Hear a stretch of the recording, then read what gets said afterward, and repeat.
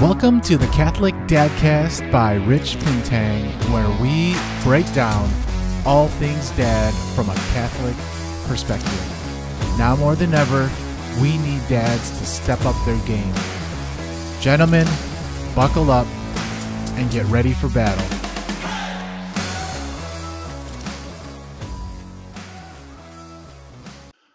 What's good? The Catholic Dadcast. We are here and live, and we are taking it to the streets, no longer silent in our homes.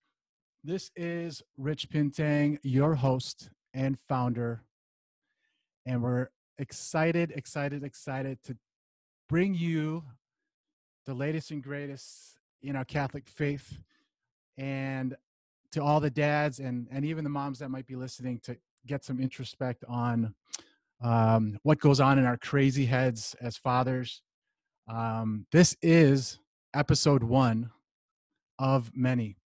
And so I have a very, very special guest who I have come to know after 10 years of friendship, a very trusted advisor of mine, someone I look up to, who is professionally a Western regional manager, 20 plus years in property management, widowed single father of one, and most importantly, my brother in Christ, Mr. Edward Pajarito. Welcome to the show. Good morning. How's it going? Good morning, everybody.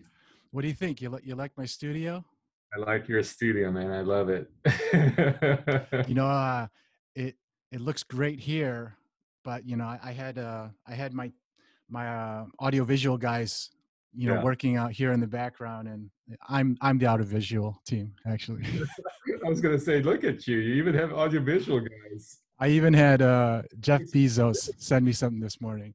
Yeah, the setup really looks professional. You got that mic thingy just going there, and when you're a solopreneur, you got to kind of be a jack of all trades.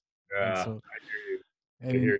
So for the audience that doesn't know it, brother Ed and I, we go way back a full 10 years, where it's weird because God really does bring people into your lives for different reasons. And I can say that, I tend to surround myself with people of like-minded values and people that I think are givers.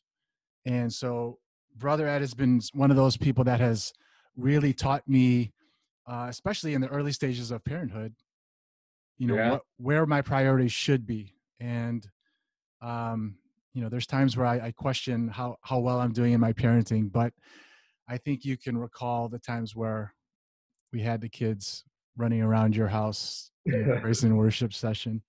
But it's great to have you, man. I appreciate you being courageous and willing to share where your Catholic faith has been through the ups and downs of your life. Yeah, no, I'm truly happy to be here. I wasn't aware that this is the first episode. You should be honored, man. I didn't want to put you on the spot, but as many interviews as I have lined up, I think it's very, very fitting. Thank you. Given how I've been a recipient and beneficiary of our friendship. No, I'm really excited that you've taken on this venture here, Rich, and I truly think that you're going to get blessed here, and I think that you're going to do some great work. And we really, as Catholic men, as Catholic folks, we really need to keep reminding ourselves to be encouraged by one another. I think we need to continue encouraging one another and try and push one another, because that's the only way for us to actually, be able to exist in this world. You can't do it alone. It's the iron sharpens iron mentality, and I know how men are because I am one, and we like to try to do things on our own, problem solve, and we wear many hats. And I think that's what really inspired me to to step out and just be a voice and to share some of the inspiring stories that I've heard in very personal settings, and to bring it into more of a public setting, and try to light the world on fire. And I think that's really where we're going with it. But Yeah. for as many years as I've known you, I've never truly gotten into where Catholicism was for you growing up in the Philippines. I'm sure you have plenty of stories from that. Yeah, my family didn't migrate to the U.S. until I think I was like 20 years old, right out of college. So completed my college education in Manila, and then the whole family basically migrated over to the U.S. So I grew up basically in the Manila setting of being a Catholic, and I don't, I'm assuming you probably have not experienced that because you grew up here in the U.S. So the typical Catholic mass in the Philippines is all the women are inside the church and all the men are in the back smoking. So I really, just like most of us who grew up in the Philippines, went to church because my parents made me come with them, and tried to sit through an hour. Never really understood it.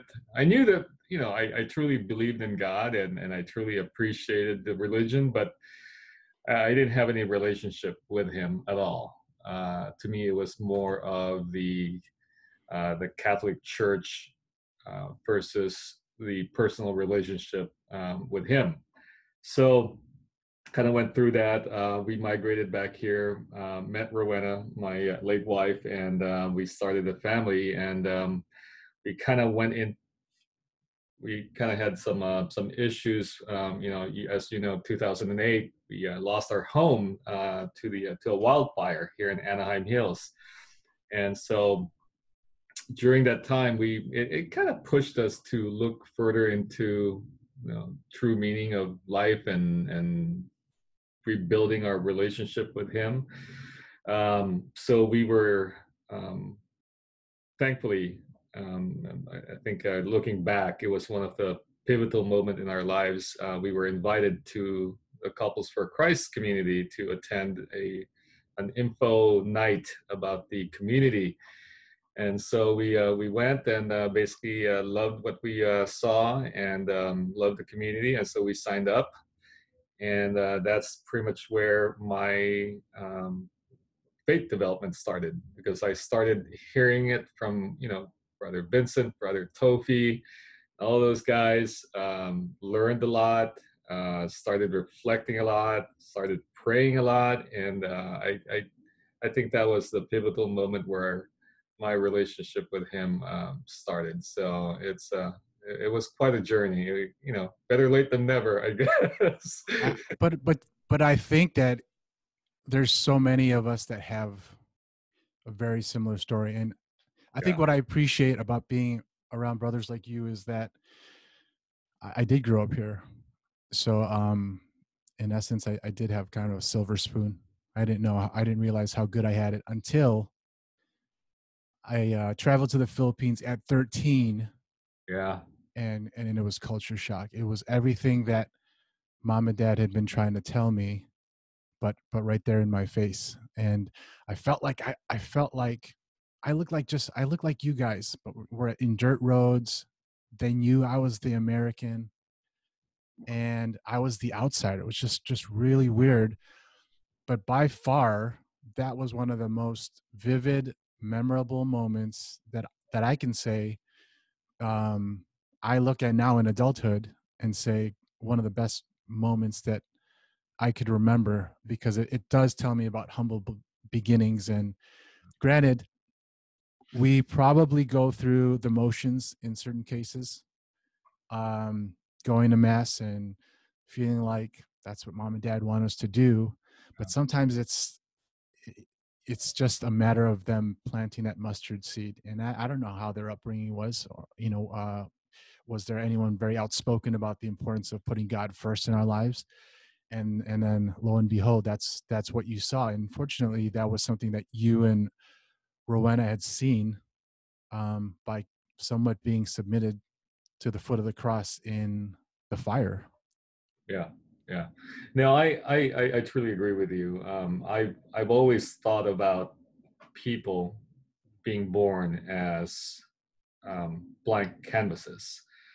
You know, we get shaped and molded by our experiences, our environment, people around us, and I think, I love my mom. I love my dad.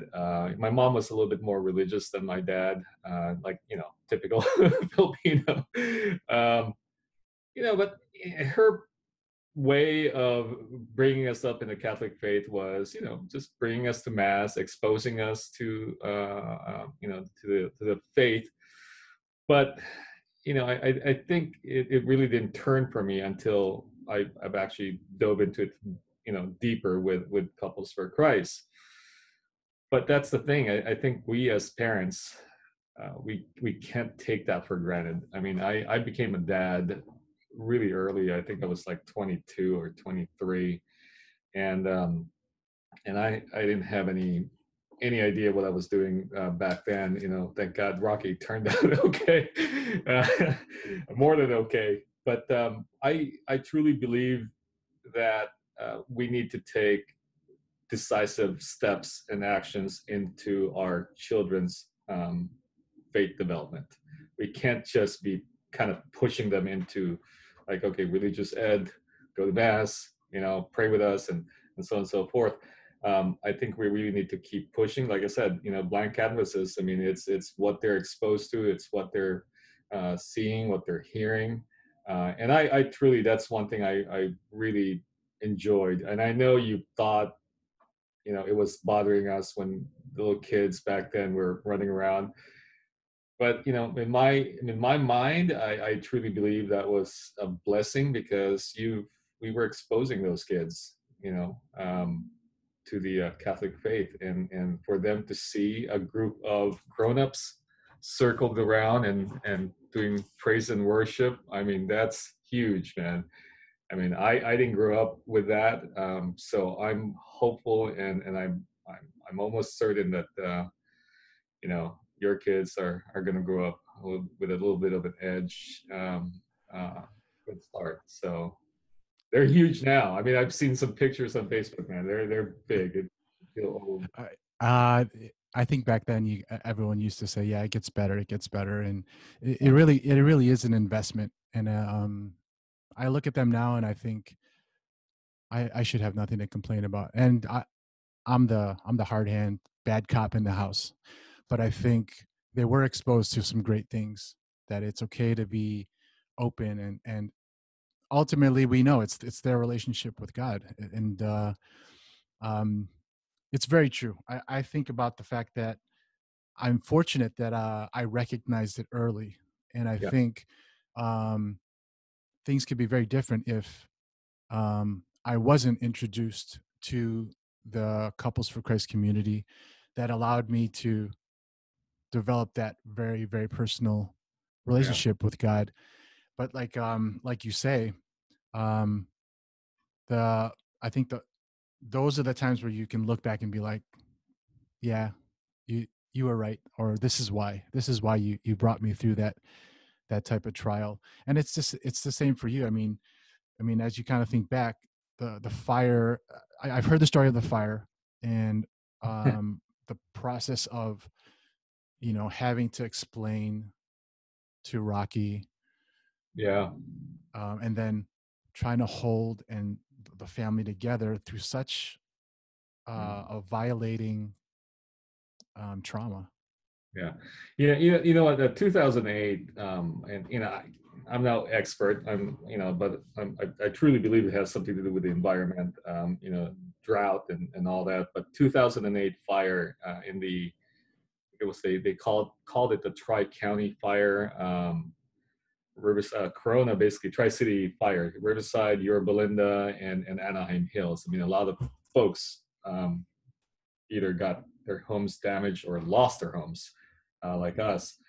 Um, from then on, every single year around the October, November time frame, and we just had it like a week ago. I mean, it came close. I mean, it was in Yorba Linda, but ever since 2008, that when that happened, every single year around October, November, we start getting the Santa Anas.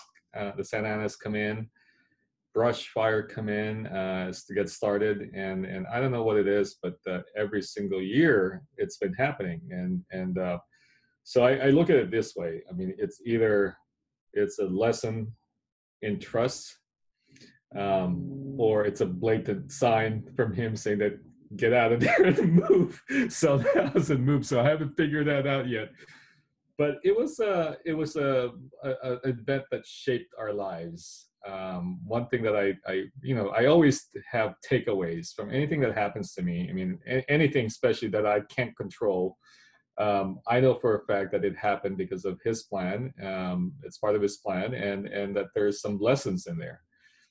That we need to take away. So I get more reflective now on events when things happen, and I try to look back and see exactly what I could have picked up on it, or what lesson I could have picked up on it. But there were a bunch of them, but one thing that really stands out is the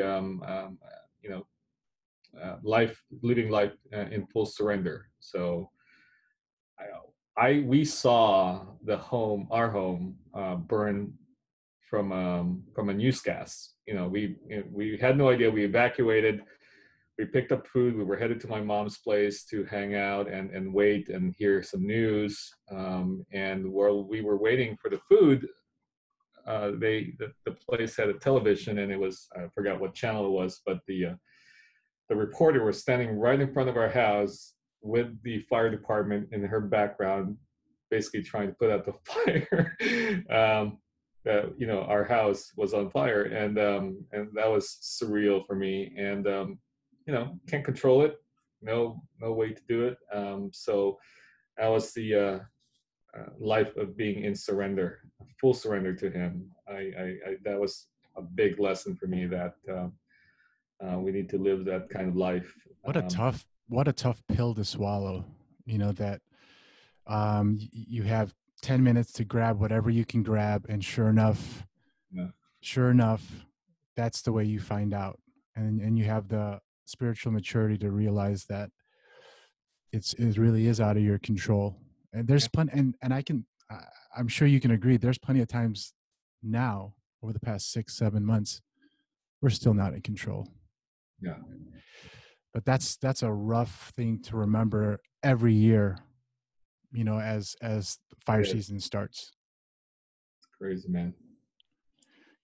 But from that point, I have to assume that you guys really drew very close as a family, even more so. Yeah. The fire was a traumatic event, but what came after it, I think, was the best couple of years of our lives. I mean, it's funny to say that, and people get weirded out when I say that. But we moved to a smaller apartment for the 2 years that we had to rebuild a home, and it was just so much fun. I mean, we were together, the three of us. I think it kind of brought us closer. We did a lot more things together, just because you now have this whole appreciation of survival, and nobody was hurt. Everybody was okay. That's when we picked up our Butch, our dog, who's since then passed also. But it was an amazing 2 years, and Rowena and I got to spend a lot of time together, building the home, planning the home, designing the home, picking out fixtures. It was, once in a lifetime sort of experience that I don't think I'll ever have. I don't think I would ever had the opportunity to build a home, from the ground up, like picking the flooring, picking the tiles, and all that other stuff. I mean, it was a blast, and it was such a beautiful experience for us. And so from a traumatic experience came a amazing experience for us. So and you can say that in retrospect, and I'm just hoping that with 2020 being what it is, that at some point we're able to say the same thing. And even when you finally feel like, back in the house. It feels new. It's a new start. We're out of the clear. Yeah. Then other trials somehow make their way. Um, and I never really got into how it was that Rowena's health concerns came about. But maybe you can share where that went, and how you drew closer to the Lord through that. Yeah. Yeah, it's just when I go through my life story with friends, close friends, like you guys, and I think there were a couple of guys who kind of looked at me afterwards and it's just like, dude, what the hell did you do to get all of these punishment? But I never looked at them as punishment. I think we've just lived our life that was planned for us. That's exactly what was in our timeline, as far as I'm concerned, when God planned it all for us. So we had the fire, and then after that, we were at a gym one day, and right after she was complaining about well, let me backtrack here for a second. So prior to the fire, years before that, maybe 5 years before that, she was diagnosed with breast cancer. So it was a lump on her left breast. And it was pretty easy. When I say easy, she still had to go through radiation, chemotherapy, and all that, but they were successful in removing the lump, and it didn't scatter or anything like that. So I think after a year or so, she basically got on the maintenance, for the next 10 years. So fire happened. And after, I think, a few years after the fire, she complained about back pain. And, we thought, because we were working out a few days before that she pulled a muscle or something. But Rowena was always very conscious about her health. Any pain, she would insist with the doctor that she gets tested, several ways to make sure that nothing's wrong. And so she did the same thing. She went to the doctor and got them to really do some battery of tests, and sure enough, we found out that the cancer metastasized in her lower spine.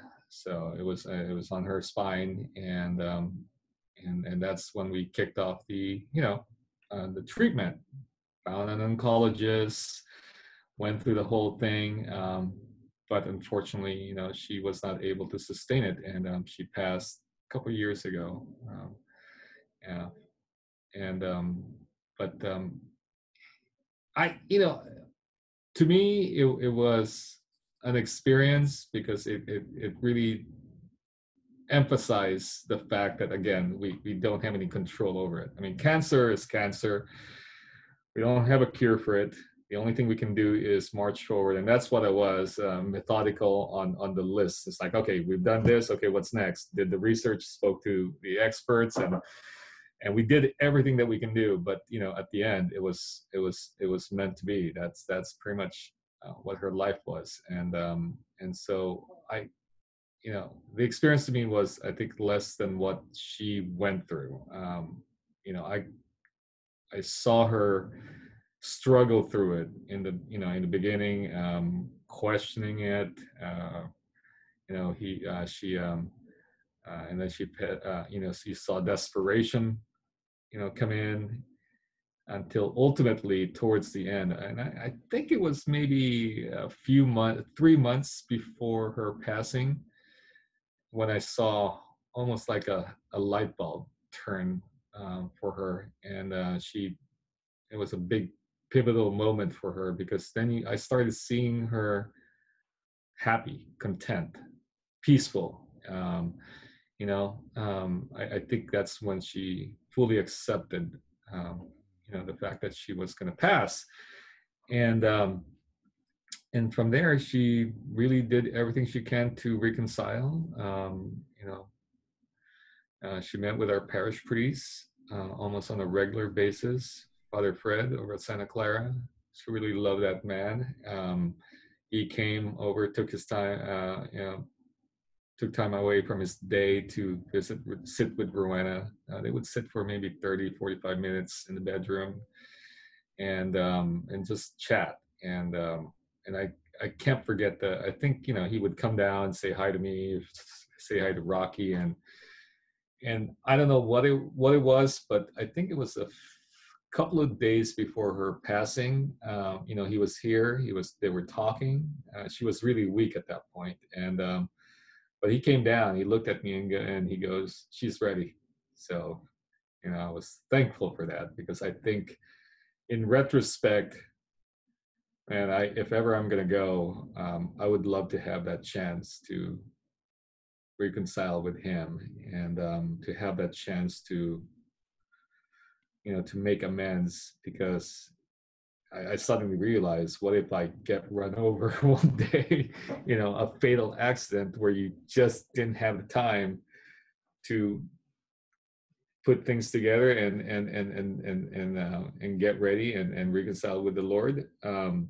So I was, it's weird to say, but I was thankful that I wasn't thankful that she suffered, but I was thankful that she got that chance to really be able to reconcile with the Lord before she passed. And so that I had no doubt. I mean, as soon as she went, I'm assuming it was a straight shot to heaven. So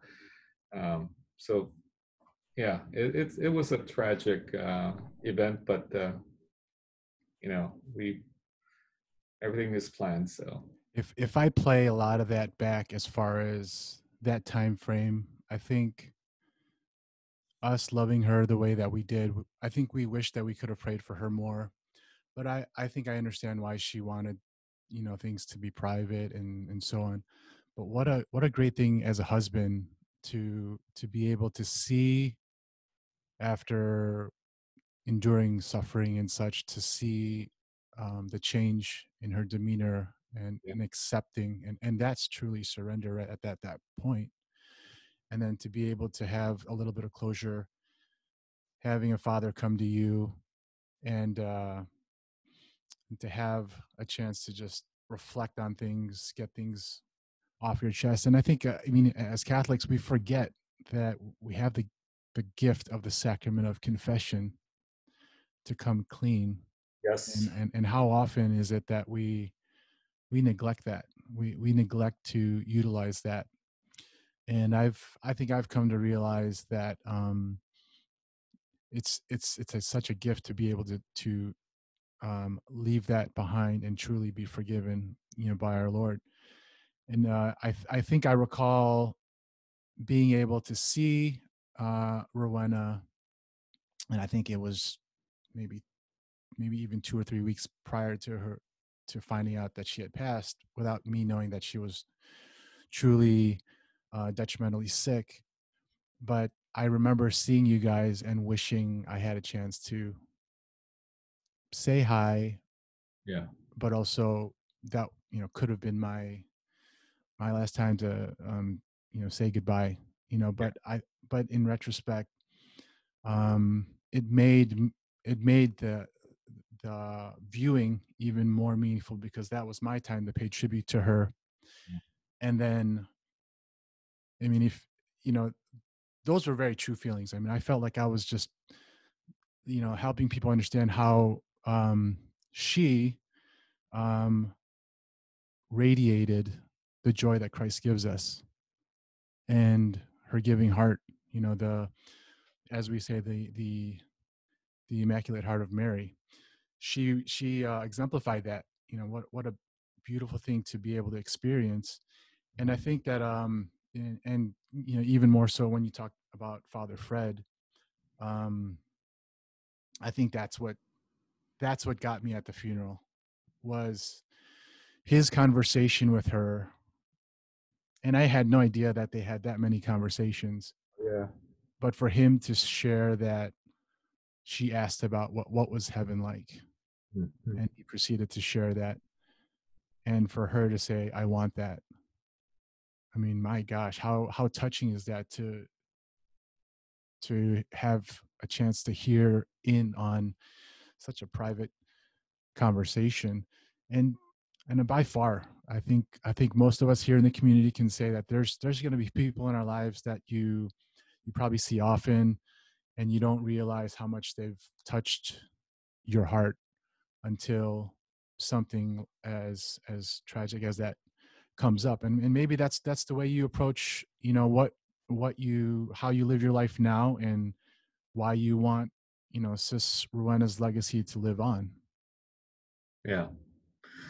Um, you know, eh, Sister Remy would appreciate this, but I always read on things, and I'm a really I'm 100% Catholic, but I've always enjoyed the teachings of Buddha, and I read on different other religions and so on and so forth, and other other countries and thought process. But the Japanese has always attracted me with their teachings, and simplicity, humility, minimalism. I mean, all those topics. But I hope I don't butcher this, but there's a saying in the with the Japanese, ichigo. What it means basically is one encounter, one lifetime, and what it is, it's every single point of contact, meeting, that we have with one another will never get replicated again. I mean, even though you'll see each other again the next day, that moment will never get replicated again. And so you really have to, be present and realize that every encounter is very precious. And that goes to the point that you were making, that yeah, we sort of just pass each other up and say hi and all that, not knowing exactly when our number is going to be up. But I've really truly gained some respect as far as that thought process, where and you really have to cultivate every relationship that you have, regardless if it's your immediate family or your friends. It just take every opportunity, and enjoy it, and really truly have some meaningful conversations and a meaningful meeting. So. Brother Ed, your Japanese is amazing. I Actually, you're correct though. Ichi means one, and it's just the same way Mother Teresa, says, if you don't know where to start with the person next to you. Yeah. And it really is as simple as that. We were talking about it this morning on at our men's ministry, about how sometimes you're going through the motions and you don't even realize that your turn to serve is daily. We have to pick up the cross daily, and that's the store clerk. That's in our home. That's a client. That's a Yep. coworker. And sometimes it's hard to be empathetic to somebody when you're treated one way. It's hard to turn the other cheek. And if it is 77 times that we should forgive our brother or sister, sometimes there's only so much you can take. But that's what we're called to do. And who are we to question God in that process? But she was one of them. She was just so special to us. And the the Facebook flashbacks get me every time. And Yeah. her birthday being yesterday, Yeah. and including her in our Divine Mercy and All Souls Day, it was just a pleasure to go back to those people that were, in my eyes, were saints in our community, that touched our lives. Yeah. Now she was an amazing person. Yeah, it was her birthday yesterday, so thank you for that. Thank you for including her in your prayers. And we've started doing some things to hopefully keep her memory, and basically give tribute to her. I think, I don't know, she, like you said, she was a very private person, and the reason why she was like that, it wasn't because she doesn't want people around her, is that when she was sick, she kept refusing to see other folks come in, and it wasn't vanity. It wasn't because the way she looked and the way her body was degrading or anything like that. She didn't want people to cater to her. It's just that really bothered her when people kind of go out of their way to do something for her. She really doesn't enjoy that. She likes doing things for other people, but the other way around, she kind of pushes back. So that was why she really didn't want anybody to make a big fuss out of it, not to worry about her, not to go out of their way to do something for her. So, but she went through a huge thing, and I think she left a really large mark in everyone's heart, in a lot of people's heart. It's just the way that she lived, and the way she carried herself, and the way she served the church and the community. So we cancer, I know, is something that we don't have a cure right now, but I'm very hopeful, and I pray all the time that somehow, somewhere, some of our brilliant minds in this lifetime will be able to come up with a cure. So that's going to happen. But in the meantime, we can only do whatever we can. We can only do so much. So I wanted to spend a lot more time helping folks. That are going through that, and especially the kids. So we've established. I mean, I told you about it. I posted it on on my Facebook with her birthday greeting. But we've established a fund in the Philippines. We started working with this hospital. Earlier I said God puts people in our lives. Our paths cross one another for a certain reason, and so my paths crossed with this doctor in the Philippines, or Dr. Pernia, Cookie Pernia. She's an oncologist, pediatric cancer care. Basically, it's a Rizal Medical Center in Pasig, Metro Manila. And it's a government hospital, so they only have so much as far as funds are concerned. And so we started talking, and I told her, I said, hey, my wife just passed, and she died of cancer, and I'm very partial to orphans, and the plight of the orphans, and so I really wanted to kind of do something for those two aspects, cancer and the children. So she oversees, she's one of the doctors over there in the oncology department of pediatric cancer care, and she was telling me stories, man, that just kind of broke my heart. So it's a government hospital, and usually they cater to the poverty-stricken families in the area. They would put a kid through chemotherapy, really vital, that this kid goes through it, and time in and time on again, they see families not show up for those treatments, and I was asking why, and they would try to call them, try to reach to them, saying, hey, you need to bring your kid. We need to continue doing the series of testing. And the mom would say, I know, we know, but we don't have any money for the bus fare. So the kids are missing critical treatment because the parents just could not afford to take them to the hospital. I mean, that's, to me, is just crazy. In addition to government funds sometimes fall short, and they can't give the medication to the kids for free. They would have to ask the parents to cover the difference, and so that doesn't happen. I mean, the kid gets taken off the program because they can't afford it. Chemotherapy, radiation, all these things, and so we really wanted to do something and try to make an impact in that. So we started working with them, developed a fund, basically named it after Rowena.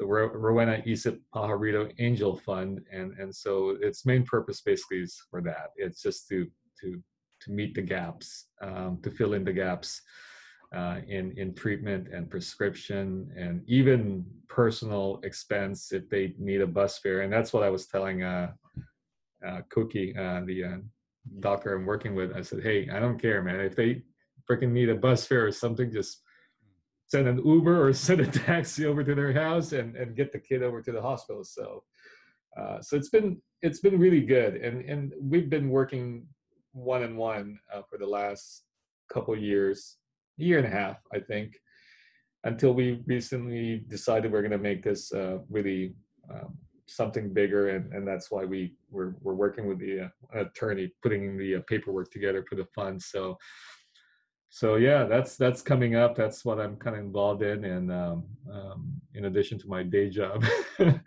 But it's something very satisfying. I mean, I would love for this thing uh, to get bigger, and not only for you know a tribute to Rowena, but also all the kids and the families that it's going to help. So That's such an amazing thing to be able to share, because when I think of Rowena, and I understood why she didn't really want that attention at that time. yeah, It really is because she is a giver, and a lot of times when you're a giver, it's hard to accept the outpouring of love that she probably would have, yeah, and she might have even felt like she was troubling everyone else when that's that was exactly. our way of sharing love. I mean, how many times have we seen an email come through for prayer warriors, Yeah, and on the spot people are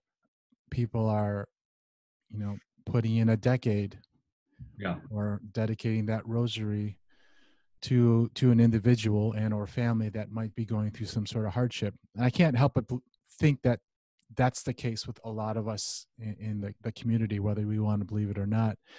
And knowing that the Rowena Isip Pajarito Angel Fund was created based on just that fundamental of giving to really the much less fortunate, especially knowing that they are orphans, and being a government funded hospital, resources are very, very slim to none. That yeah, makes me like kind of look at it as we have it so good here in the States. yeah, We and I struggle with that, trying to help our own kids understand how fortunate we are. And I don't think, even myself, I don't want to squander what God has gifted to us. And so having, funds and foundations like this, that you can really understand that you're truly helping the vulnerable of the most vulnerable. yeah, I mean, sometimes you're not going to be able to truly see it, but in your heart, that, you might be extending someone's life. And for something as simple as a bus fare or transportation to such a critical treatment, I think it's a travesty to know that there's kids like that that have to deal with that, and that really does resonate with me, because I have nieces in the Philippines that when they get sick, they have to figure out how to pay for that. And when anytime I hear that, my heart goes out to them, because here our healthcare is what it is. Why do you think everyone comes to our country? Because we feel like we have the latest and greatest, mhm, and to deprive someone of treatment that they need it's such a hard thing to comprehend when we feel like we have all we need in terms of resources to care for yeah. those that are in need. And not only that, I mean, I kind of put myself in the shoes of the parents, the dad or the mom. I mean, can you imagine the heartbreak that it brings to that person when your son or your daughter needs the treatment and you couldn't even make it to the hospital because that, and I'm sure they tried getting help, but and to mention it, it probably was probably a couple dollars for the the bus fare, and it just kills me sometimes, the amount of money that we waste frivolously with things that we do around here. Agreed. And then you got a kid that couldn't get life-saving treatment because of for a couple of dollars. So it's just it's something that I'm really excited about, and I know, you know, it's God's work. I mean, and I keep telling folks, because you know, Cookie started asking the kids to write little notes, and so I was getting notes, and you know, I keep telling the parents that it's not me. It's you know, I'm just a vessel, you know, a way for God's blessing to get to them. So, um, you know, we're all just instruments of the Lord, and Yeah, amen to that for sure. it just, you know, it just kind of breaks my heart. But I'm happy that we're able to make a little bit of a dent, and you know, so far this, you know, Rocky's friends have put some funds together, pretty sizable one, and so we were able to send that out. Some of the family members have put some funds together, and you know, so we're just kind of maneuvering all these dollars and try to funnel it back there. And so hopefully we'll be able to come up with a link and, you know, some sort of a page, and pretty soon here, and then I'll definitely share that with you.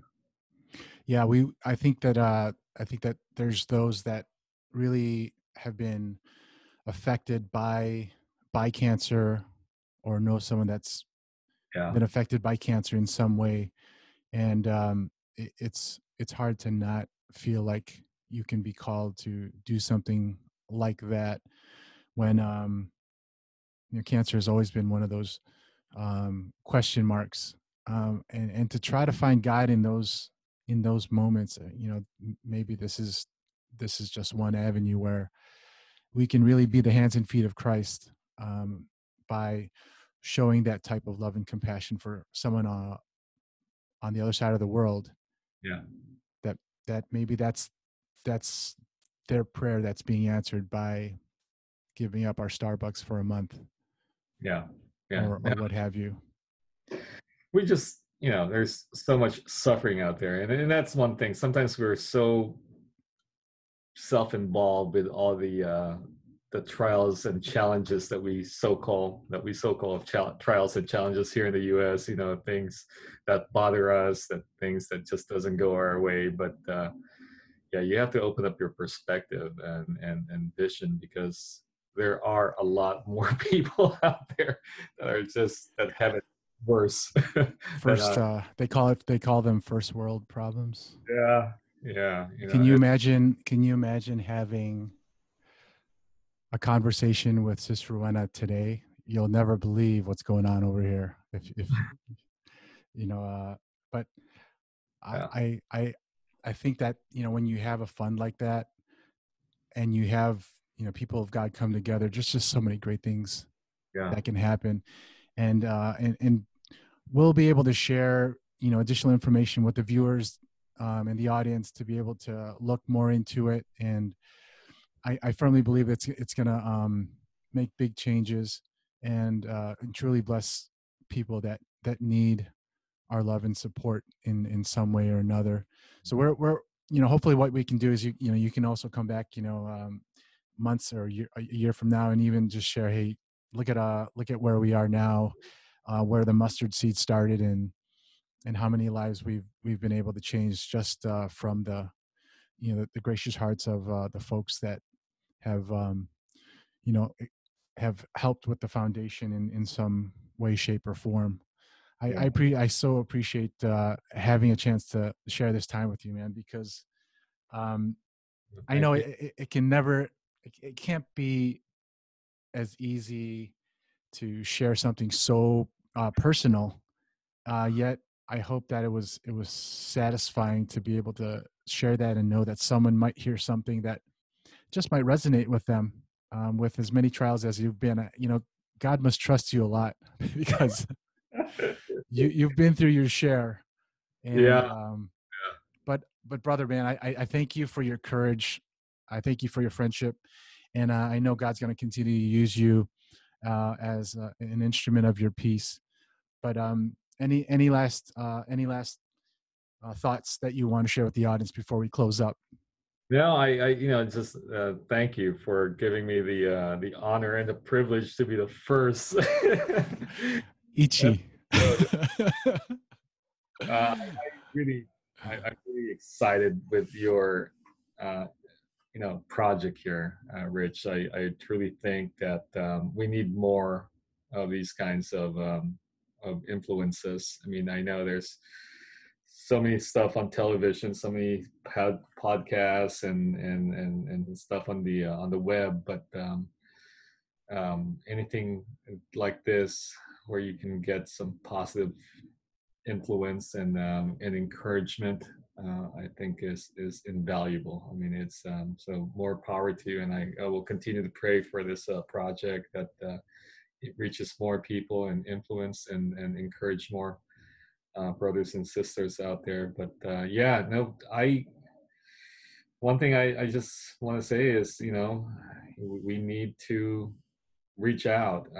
It's just, there are other people that need our help, our assistance, not only monetarily, but like you and I, when we talk, I mean, you might not know this, but there might be something bothering me that day, and you might be saying, you may have said something that probably helped me a little bit. So that's my message. I think we need each other more than we think. I think we need the daily encouragement from folks in the community, and just to help us go through this. This pandemic has affected so many families and so many lives,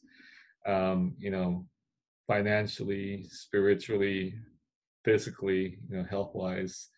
I think we've lost a lot of our brothers and sisters uh, to the virus, and it, it, the answer is not from one person. I think it's going to take a community to overcome this, and you know, hopefully, folks could those bright minds and those on those labs could come up with the solution pretty quickly, and that we'll be able to get back into our normal lives. But like everybody says, we don't know what normal is going to be anymore after this. So, but prayer does a lot.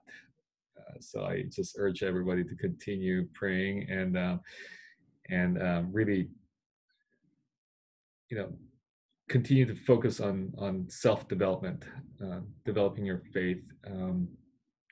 I'm not making this longer, but started cycling, and I'm a big cyclist fan, and so there's this team. It's a British team called Sky, I saw a documentary about their coach and their director and their chef and all that, what they do to help prepare for to help prepare the team for the events and the those rides. And that team has what they call they coined this. It's a marginal gains. So from their diet, they tweak their diet to the minute detail and just keep making it better and better, so that the riders would get the proper sustenance, the proper energy, and all that.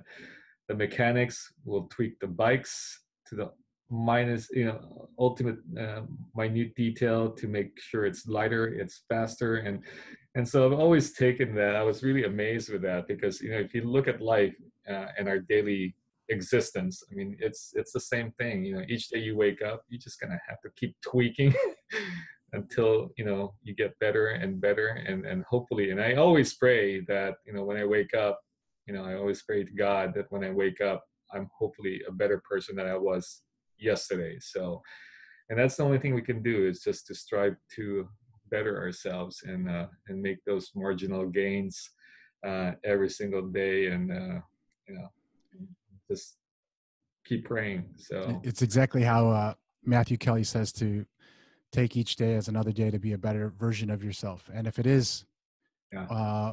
One or two things with physical, mental, spiritual, or intellectually, it's up to us to do that, whether we want to or not. It's just healthy. And I think God willing, and allowing ourselves to just live a Christ-centered life and truly surrender to Him each day, we have that opportunity. And I don't think we want to squander it at all. If anything, it's just another reason to wake up with a grateful heart that, thank you, God, for another day. And I think that's the way we choose to live. And we can only encourage, the other men and those in our lives to have that kind of grateful heart. So this is why I love that I have the podcast, because this puts things in perspective. Priorities become real priorities. And so for now, we control the controllables. What can we do today? And if it's the physical aspect, then so be it. If it's nutrition, so be it. If it's truly putting an hour in for prayer time, for holy hour, then so be it. But there's too much distraction and noise in this world. And if anything, you can exercise and listen to the Catholic Dadcast, and you'll have an amazing time. There you go. Brother, I hope you take pride in being episode number 1. But brothers and sisters, this podcast episode has ended. Go now in peace to love and serve the Lord. Thanks be to God. Thank you, Peace brother. out. We'll see you all. Thanks.